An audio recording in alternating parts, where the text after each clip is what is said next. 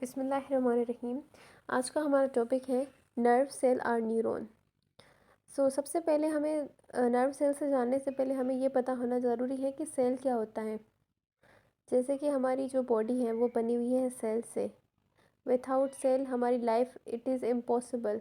तो वैसे ही जो सेल होता है वो बोन्स के अपने सेल्स होते हैं और मसल्स के अपने सेल्स होते हैं, ब्लड में अपने सेल्स होते हैं। वैसे ही जो हमारे पास नर्व सेल हैं जिसको हम न्यूरॉन भी बोलते हैं, तो वो हमारे पाए जाते हैं हमारे ब्रेन के अंदर, हमारे स्पाइनल कॉर्ड के अंदर, जो कि हमारे नर्वस सिस्टम में काम आते हैं। हमने पहले के टॉपिक में भी पढ़ा था कि नर्वस सिस्टम क्या होता है। तो बेटा जो नर्व सेल होते हैं और जो न्यूरॉन होते हैं, ये एक ही बात हो गई, नर्व सेल या न्यूरॉन। तो ये हमारे ब्रेन के अंदर मौजूद होते हैं और इसके साथ ही कुछ इसके सपोर्टिंग सेल्स भी मौजूद होते हैं जिसको बोला जाता है न्यूरोगल सेल्स, जो कि न्यूरॉन को सपोर्ट करते हैं। अच्छा, तो न्यूरॉन का काम क्या होता है? न्यूरॉन का काम ये होता है कि जो भी हम अपने सेंस ऑर्गन से देख रहे होते हैं, या जो हमारे जैसे कि हमारी नोज़ है, नोज़ से हम स्मेल कर रहे हैं, हमारा सेंस है ये।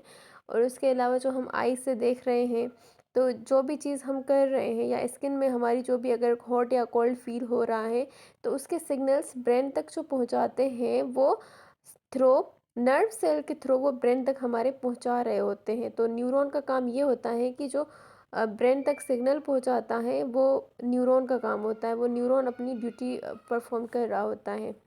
और उसके साथ कुछ इस पे सपोर्टिंग सेल्स भी होते हैं, जैसे कि यहाँ पर लिखा हुआ है सेकंड लाइन में। सपोर्टिंग सेल्स कौन से हैं?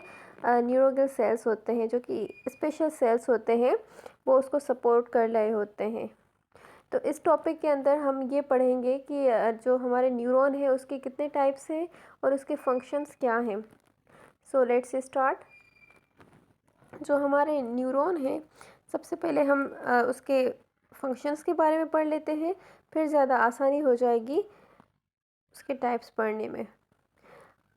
जैसे कि आप लोग ये देख रहे होंगे पिक्चर के अंदर भी, जो इसका ऊपर वाला हिस्सा है, ये जो इसका ऊपर वाला हिस्सा है, इसको बोला जाता है सेल बॉडी, इसके ऊपर वाले हिस्से को। और जो इसके नीचे वाला ये हिस्सा आपको नज़र आ रहा है, इस पूरे हिस्से को बोला जाता है एक्सॉन। दो हिस्सों में इसको डिवाइड किया गया है। फर्दर इसको इसके जो पार्ट्स हैं, इसके इंटरनल पार्ट्स और इसके जो एक्सटर्नल पार्ट्स हैं, उसको अलग से नेमिंग दी गई है। जैसे कि अब इसकी छोटे छोटे क्या होते हैं, धागे होते हैं। ये जो नर्व सेल है, इसके छोटे छोटे से धागे होते हैं। इस न्यूरॉन के जो धागे होते हैं, ये जो आप देख रहे हैं, इसकी आउटसाइड पे ये जो धागे हैं, इसको बोला जाता है डेंड्राइट्स। डेंड्राइट इसके आउटसाइड के धागे होते हैं, ये जो आप देख रहे हैं इस पिक्चर के अंदर। उसके अलावा हर सेल का न्यूक्लियस लाजमी होता है। ये आप देख रहे होंगे, इसके अंदर न्यूक्लियस मौजूद है। हर सेल का अंदर न्यूक्लियस होता है। उसके बाद इसके आप नीचे वाले पार्ट, ये सेल बॉडी हो गई।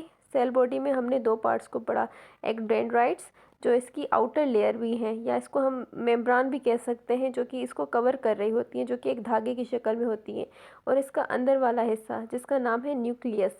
अब उसके बाद जो एक्सॉन हमारे पास मौजूद है, तो एक्सॉन में क्या होता है? एक्सॉन में ये होता है कि एक्सॉन में छोटे छोटे, जैसे कि हमने पहले भी पढ़ा था कि उसके सेल्स होते हैं न्यूरोगल सेल्स, जिसको श्वान सेल्स भी बोला जाता है। न्यूरोगल सेल्स ये जो आप देख रहे हैं, ये सारे न्यूरोगल सेल्स हैं येलो कलर के, जिसको बोला जाता है श्वान सेल्स, जो कि स्पेशल सेल्स होते हैं। और उसके अलावा जो सेल्स के दरमियान डिस्टेंस है, उसको बोला जाता है नोट्स ऑफ रणवीर। ये सेल्स के बीच में स्पेशल डिस्टेंस मौजूद होता है, जो कि इनको अलग अलग कर रहा होता है, आपस में मिलने नहीं देता। और उसके अलावा इन सेल्स के अंदर मौजूद होती है माइलिन शीट। माइलिन शीट क्या होती है? ये आप देख सकते हैं, माइलिन शीट ये येलो कलर की सेल्स के अंदर मौजूद है। ये सेल्स के दो पार्ट आपने पढ़ लिए, जो नर्व सेल था, ऊपर वाले हिस्से को सेल बॉडी कहा जाता है और नीचे वाले को एक्सॉन बोला जाता है।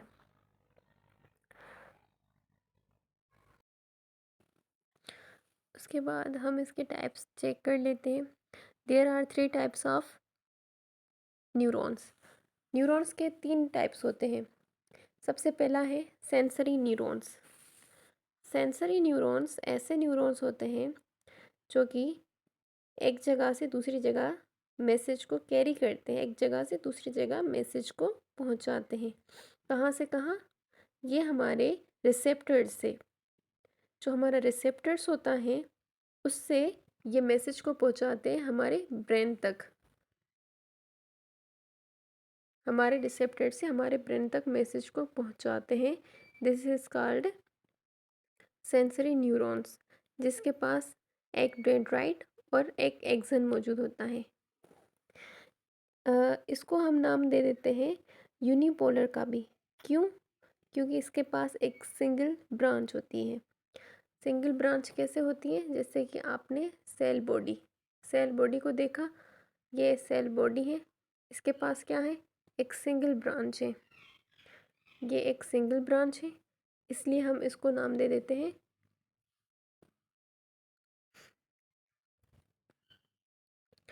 उसके बाद है मोटर न्यूरॉन्स। थर्ड नंबर पे आप चेक कर सकते हैं, थर्ड नंबर पे मोटर न्यूरॉन्स मौजूद हैं। हम दूसरे पार्ट को बाद में डिस्कस कर लेते हैं, सबसे पहले हम मोटर न्यूरॉन्स को पढ़ लेते हैं। मोटर न्यूरॉन्स ऐसे न्यूरॉन्स होते हैं जो कि इसका उलट करते हैं। अब जैसे कि ये हमारे पास मौजूद है सेंसरी न्यूरॉन्स। ये सेंसरी न्यूरॉन्स क्या काम करते हैं? सेंसरी न्यूरॉन्स का काम ये होता है कि ये रिसेप्टर्स से जो मैसेज होता है वो ले जाते हैं ब्रेन तक। रिसेप्टर्स का मैसेज ब्रेन तक लेके जाते हैं।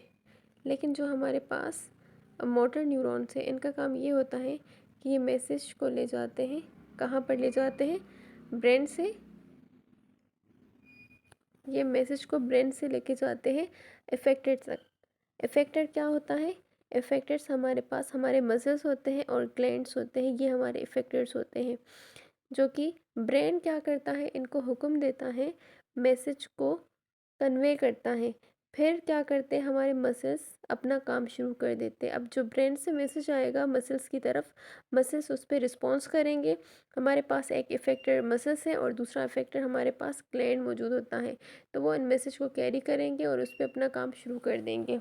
ठीक है बेटा, यहाँ पर ये लिखा भी हुआ है मसल्स और ग्लैंड्स, ये हमारे पास इफेक्टर्स होते हैं जो कि ये काम करते हैं।